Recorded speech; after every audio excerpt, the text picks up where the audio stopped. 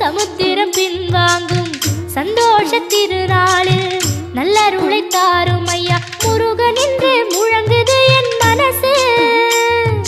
கடலை போல உன் கருணை பெருசு உப்பு காத்து ஊத காத்து சுத்தும் கடலுக்கரைய பார்த்து சத்தியமா கோயில் கொண்ட சுபையா